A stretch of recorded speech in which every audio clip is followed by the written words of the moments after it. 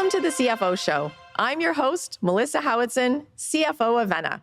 Artificial intelligence now holds a pivotal role in the business landscape, from driving advancements in process automation to unlocking new depths in insightful data analysis and beyond.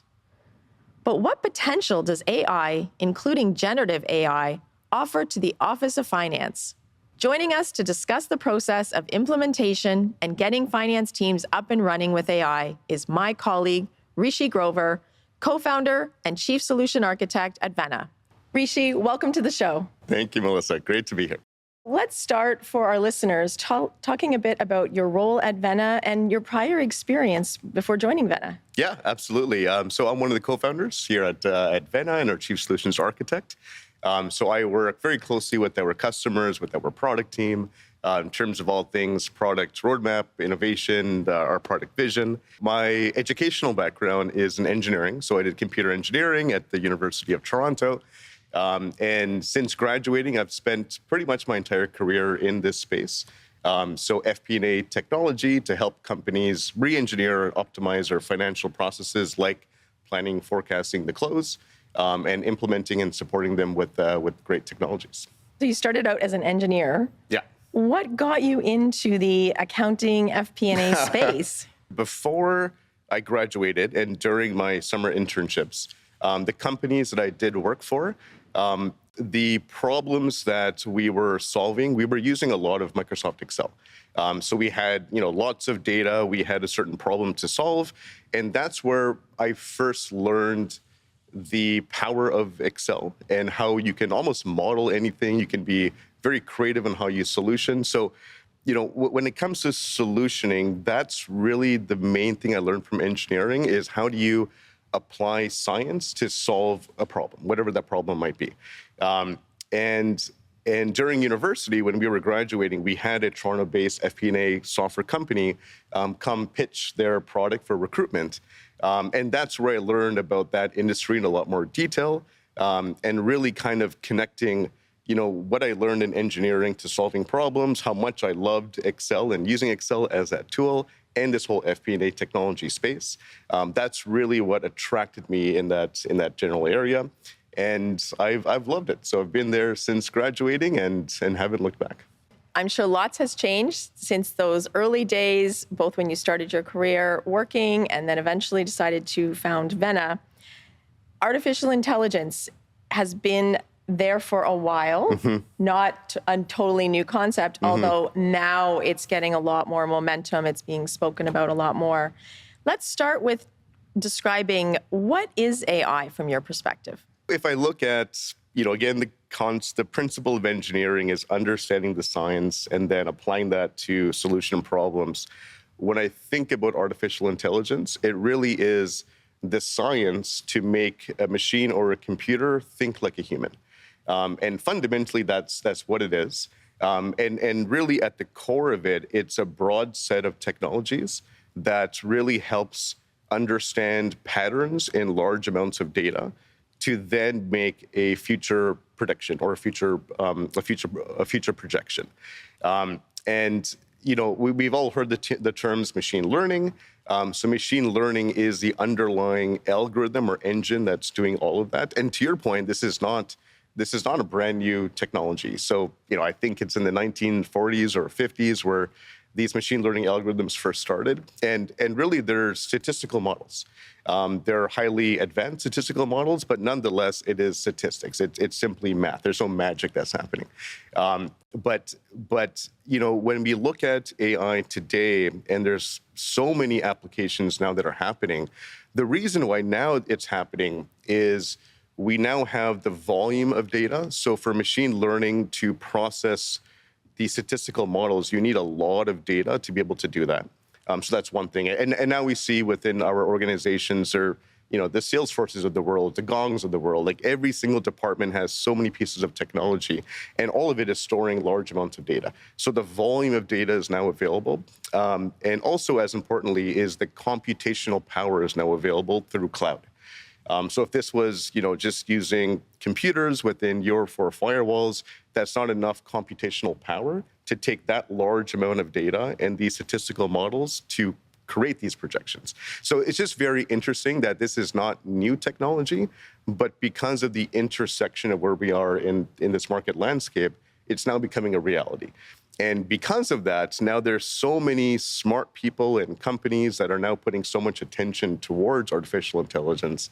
So now we're just seeing this big burst of productivity tools that's using AI technology. And what's amazing is this is just the beginning. Like what's going to happen in, honestly, 3 months, 6 months, and a few years is just very interesting, super exciting. What do you think the role is that artificial intelligence plays in finance, and how is it going to transform the Office of Finance? I think the three main areas where I think we're going to see a lot of benefit is, first and foremost, is efficiency and productivity. I think AI will do a lot of things that before very smart people were doing very manual tasks. I think a lot of that will be automated.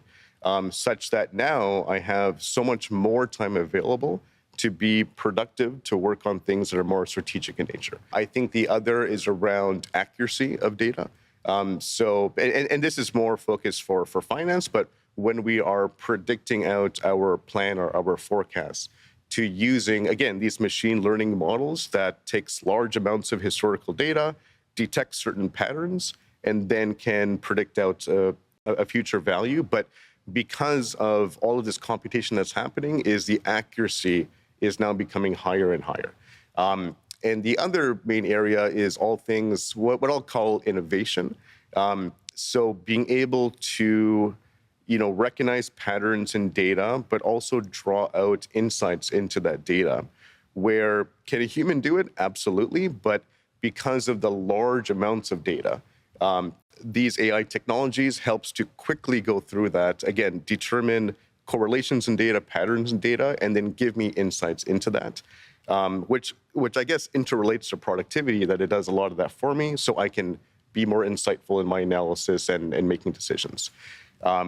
So taking those three core principles, efficiency, accuracy, and innovation or insights, now looking at that in the lens for the Office of Finance, productivity, like we've all heard of Microsoft 365 Copilot and things like that.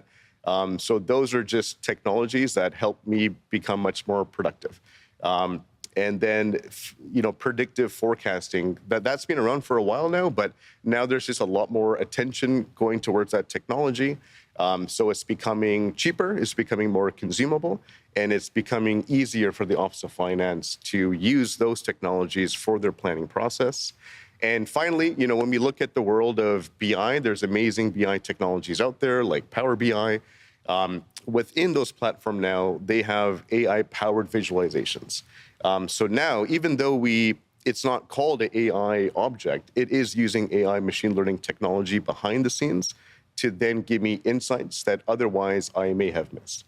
The other interesting intersection is at this time when AI is now readily available and ready for prime time, it's the very same time when we're often talking about the Office of Finance needing to become more strategic, right, and efficiency and productivity being such a key focus for businesses everywhere. And so it just happens to be coming together, exactly right, that the tools are here to help us be able to free up that time to be more strategic. That's right.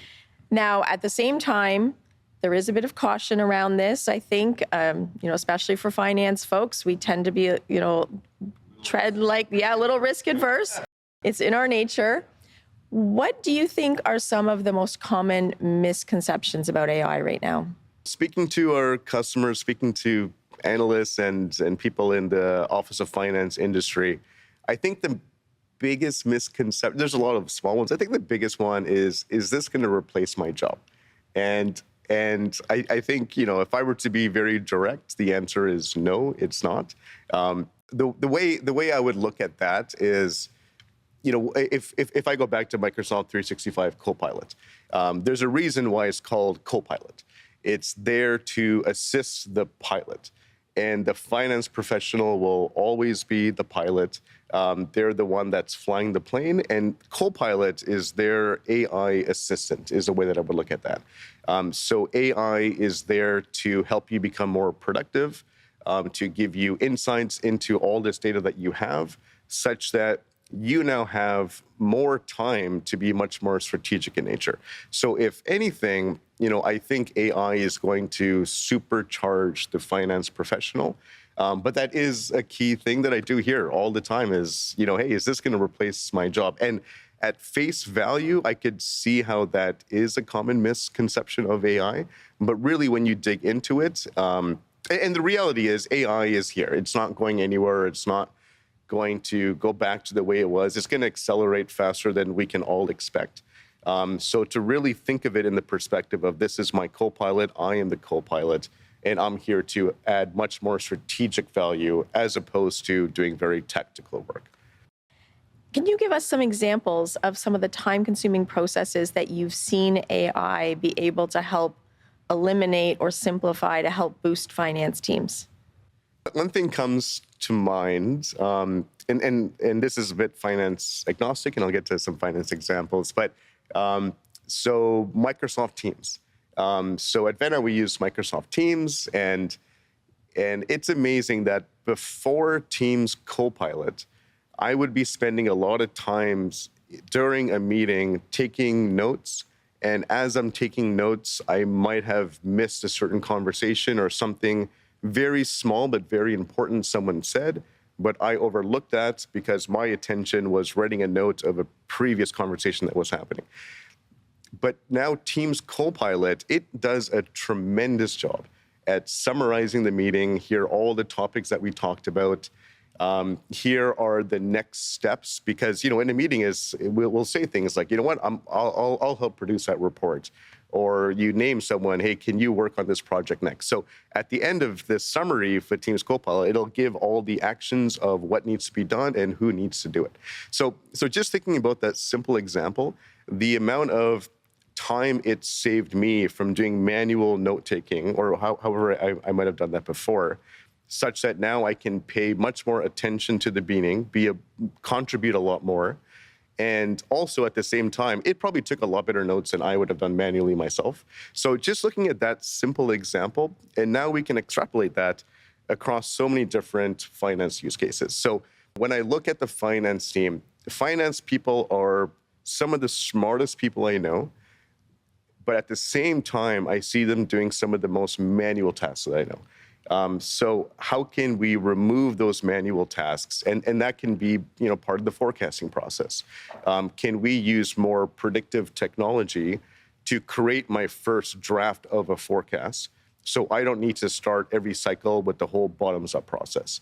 And over time, it becomes more accurate because it's getting more data. We're course correcting it along the way, that if it produced a predictive forecast that's incorrect, we correct the algorithm so it becomes more and more fine-tuned and precise over time. So now my energy, as opposed to manually putting in a forecast, now that first draft is done for me so I can be much more strategic in nature. So that's one example. Another example is around, using these BI technologies, again, to extract insights from my data. Again, as I mentioned, can we do it ourselves? Absolutely, but that's a lot of human power. It's a lot of time. It's a lot of digging through large amounts of data. And there's, of course, always a potential risk of I've missed something. So can AI technology help me not spend all that time and make sure I don't miss something very critical? So although that Teams Copilot example is very tactical in nature, it's a great example to showcase how valuable AI is for so many different types of processes. Let's start talking then about the implementation journey and how finance folks should think about that. What are some of the steps that should be taken at the beginning of that journey when you're thinking about AI? I would say first and foremost is just be curious. Like, there's all these amazing examples of AI technology that probably is in technology that you're using today, because most software vendors now are adding AI tech. If I look back 2 years ago and vendors and technologies adding AI technology, it was because AI was the buzzword at that time. So it was almost like they were slapping on AI tech for the sake of doing it. But now we really are in a world where there are real, tangible features and capabilities within existing technologies. So my advice would be, if you're new to AI or at the early stages of your AI journey within either your team or as an organization, is just be curious. Start to learn more about it. There's so many things on the web, on YouTube, and just be very aware of the technologies as much as possible. Understand how the technology works, because I think, kind of getting back to our previous point, there is that trust factor or I'm risk adverse. And a lot of times that happens because I'm just unaware of how the underlying technology works. So I'm not recommending to finance organizations that learn the deep science and the algorithms, but just be aware of how it works. And it's not overly complicated because, again, it's statistical models. But when you understand how it works, then you start to open up your mind on, okay, great, what are the potential opportunities and how I can use that? I would then start to look at, within your finance organization, when looking at this new AI technology, what are your goals and objectives? And there I would look at, what are all the manual tasks that your team is doing where you believe AI technology can help automate and streamline those such that your team can be much more productive. I start to look at where is that manual time happening, where your very smart team is doing very manual tasks. And then I would start to document that and then prioritize based upon what your goals are, where your priority is, what data is needed to start to use AI for that. And is the data ready? Do we need to start a project to start to prepare that data? And then start to kind of execute on that. One of the interesting things is it's here now. You read a lot about even the skills that finance folks are going to need next year, 2 years, 3 years from now. And there can also be an inclination to think, okay, well, should I bring somebody else outside of my world in, somebody who knows software as an engineer, knows artificial intelligence? I think what you're saying is the curiosity from within and starting to understand and leaning into this is the right way to go because we know our business and you can grow it from there. You don't wait for some third party to come in and help figure this out. Maybe that has a role in it, but you think it should come from inside and all finance people leaning in? Absolutely. I think it should come from inside. And also, if you were to ask me that same question 2 years ago, I might have advised that the primary should be bringing someone in that is a data scientist. And although that has its value for a larger AI project that requires, for example, all of your company data put together into a data warehouse, structured in a certain way to then use that data set to apply AI technology department by department, that's where you need some of that data science, the data analysts, and what have you. But when looking at the application of AI within a department, the technology now has become so much more consumerized. And again, that's just right now. Where it will be in 3 months, 6 months onwards, it'll just become easier and easier to implement. So having said that, if you start from within and you just build some basic technical proficiency around that technology, and again, just be curious, be creative. I think now we're in this starting time where departments like the Office of Finance can start to do this completely by themselves. I think that, some are leaning in. There's still some things holding folks back from that. What do you think are some of those top concerns or challenges that they have, and how do companies get through that? We've all heard the term bad data in, bad data out. So having not just the quality of data, but also the volume of data. The more data, there's no kind of minimum prerequisite per se, but the more that you have, so the more historical data you have, because again, these machine learning algorithms are looking at lots of data, determining patterns such that then it can predict out. So the more data you give it, the more accurate the output and the quality of the output of the AI models are. So that generally is a concern that, is my data clean? Is my data ready? Do I have enough? The good thing here is that a lot of companies are already down this big data or data warehouse strategy. So bringing data from all sorts of databases and software applications, normalizing it and putting it into a central environment. Most companies are, if not there, are on that path. But I think specifically to the Office of Finance is they need to be the data stewards of their data, ensure that data first is readily available, and consistently monitor that it's being refreshed to my data warehouse on a certain frequency and having quality control and checks in there. So yes, it's a concern and it is a must-have in terms of that data, but the data is there, and most companies are already on that path. The other part, I think, comes down to trust. That, if I use these AI technologies, can I trust the outcome or the output of it? And that's a legitimate concern. And what I would say there, I would kind of go back to the analogy of the pilot and the co-pilot, is AI is your co-pilot. It should not be flying the plane. You are flying the plane. So there has to be always that human oversight to what an AI application is producing. And the other great thing about some of these new AI technologies is it does give you transparency and visibility into how it's doing calculations. So I would say that's a must. For any AI technology that you select or that you implement, make sure that it is transparent in that perspective, it's audible, and you can understand how it's doing certain calculations. And also make sure that you're able to control it and correct it as needed.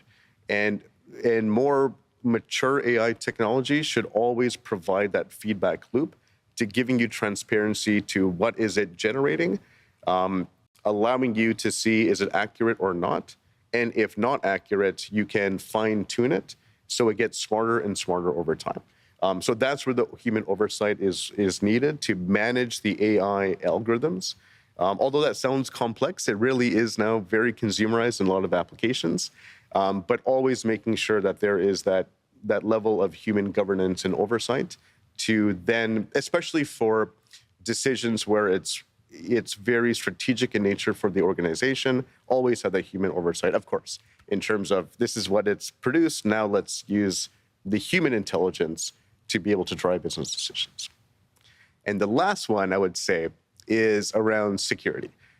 Is my data secure? And of course there, we all have to do our due diligence with any AI technology. We have to follow whatever regulations you fall into, whatever laws we fall into. But that security it's there. It's, we definitely have to do our due diligence. But, if I give an analogy there, is, if you're a public company, there are lots of technologies out there that help with the production of a 10K document, a 10Q document, doing the XBRL tagging and things like that. And those are all cloud-based applications.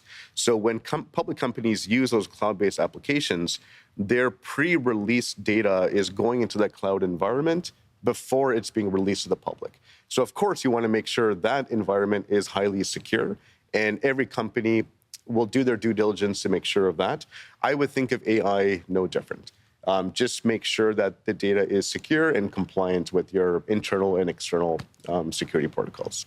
I think that's great advice and a good way to look about it, because you touched on things that are top of mind. We're responsible for risk and oversight there, and you can't just go into this with your eyes closed, not really understanding what it means. And I love the co-pilot and who still really is the pilot and accountable to be the pilot. Now, when you think about the ROI, because of course in finance, we always think about the return and is this the right investment?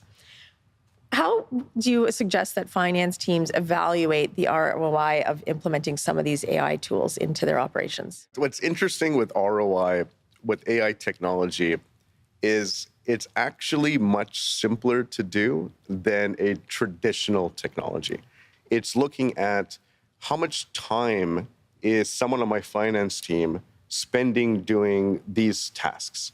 And AI really should almost bring that down to near zero.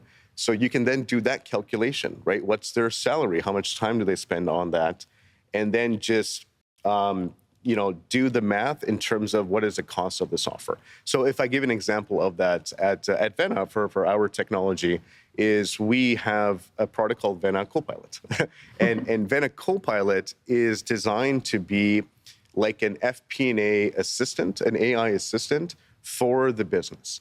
And when we help our customers calculate the ROI of that, it's, if you take a look at a forecasting process or when you're done your month-end close process, your business stakeholders are pretty much always, they're messaging the finance team, asking them questions about their results, about their actual to forecast. Am I on target? Am I off target? Do I have enough budget to hire more individuals or what have you? There's a lot of back and forth there.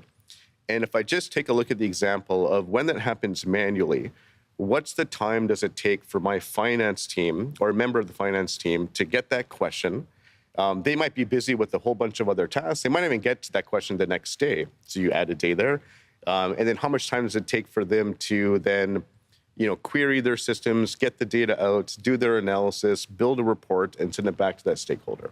With Vena Copilot, that happens instantly, where a business stakeholder can type in a question to Vena Copilot and almost right away, within seconds, get the result back with a downloaded report. So there's a very simple kind of ROI calculation. How many questions, for example, in a certain month are being asked to my finance team? How long on average does it take them to do it manually? And that is your time savings, because we, of course, know their salaries and what have you. That is the cost savings. And what's the cost of the technology that's providing that? It is one of the easier, cleanest ROIs. Mm-hmm. That might be what's fueling some of the, is this going to displace me? Because the ROI is on my time. But I think the way we have to get through that hurdle, like you said, is it's freeing you up to do other things. Exactly. You're saving to reinvest that time in something else. I have so much respect for the Office of Finance. These are such intelligent individuals. And when they join organizations, they normally join an organization because they believe in the vision of the company. They want to be part of the strategy and the execution of that, not in these manual tasks. So removing those manual tasks, using AI to help as your co-pilot, you can now be more of that pilot and drive strategy, do more strategic initiatives and things like that. So really, it's a reallocation of your time and also of your mental energy. So you can just have much better outputs on much more of a strategic perspective. Absolutely, yeah. When I think then for, finance leaders, CFOs, as we're looking ahead and thinking about the skill sets that our teams are going to need for this, both whether it's new hiring or the team that we have, how do you think that we should be thinking about those skill sets to make sure that we're building a team that's ready to adopt these AI technologies? I think that technical acumen and curiosity comes hand in hand. And also, of course, they have to have the business acumen. They have to understand, the financials of the business and the strategy of the business. But also, I think now it's a level of creativity. If you picture a world where AI is really helping with majority of these manual tasks, where the human judgment and human intelligence can never be replaced, is around how do I creatively apply the results of an AI engine, and how do I apply that in a creative way that addresses the strategy of the organization. So those would be areas that I would more test for now when bringing in individuals into the finance team. And on the technical kind of curiosity side, of course, being an Excel expert, I think is always number one thing for the finance department. Is can you be very creative within Excel? Can you apply the business acumen to doing awesome modeling within an Excel environment? The other thing I would say is proficiency and technical proficiency around more BI technologies, like Power BI as an example. So being able to take vast amounts of data and being able to produce very kind of digestible dashboards that's generating insights for your business stakeholders.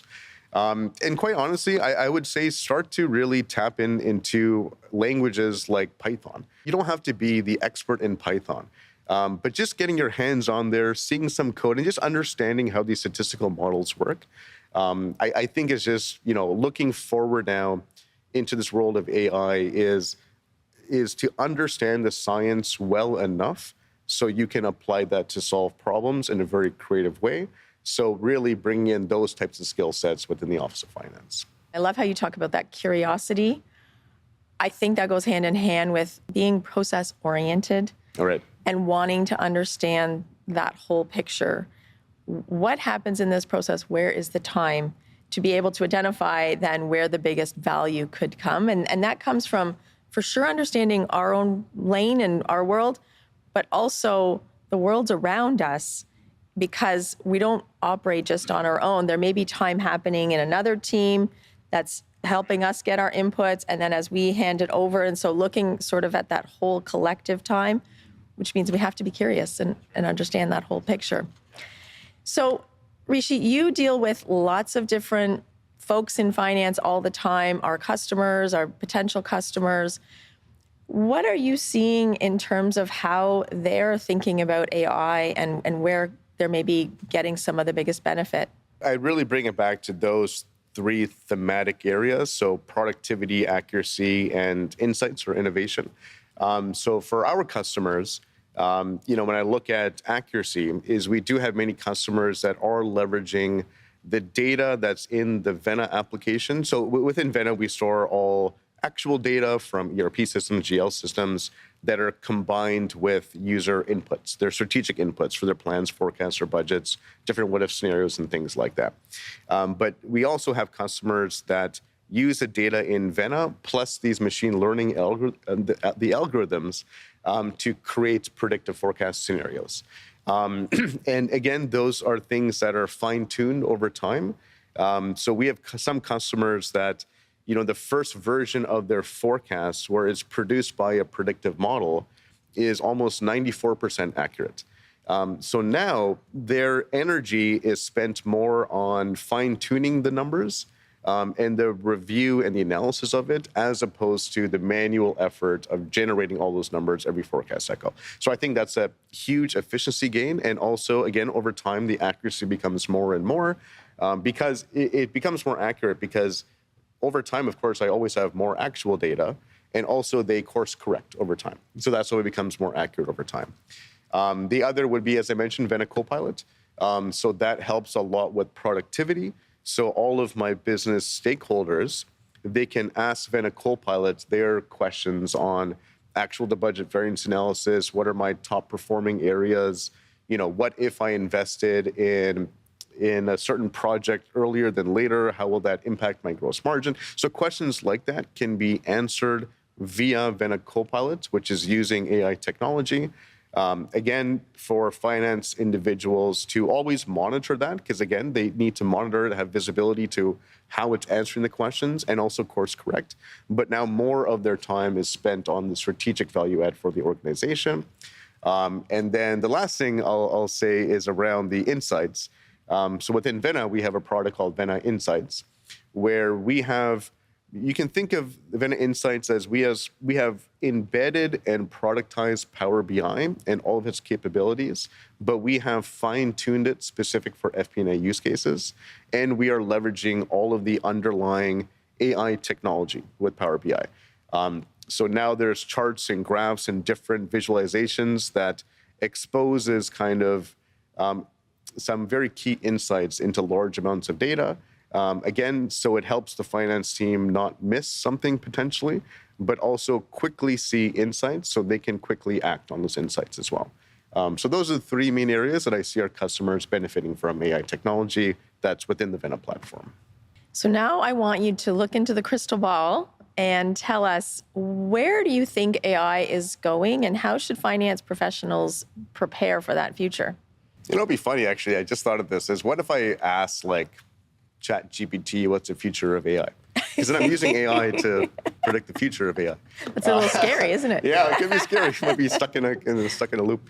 The next step there, I think, will be, again, using Gen AI, saying, produce me a predictive forecast if I change this part of my business of my business strategy, or build me a dashboard that looks at this, or build me a report.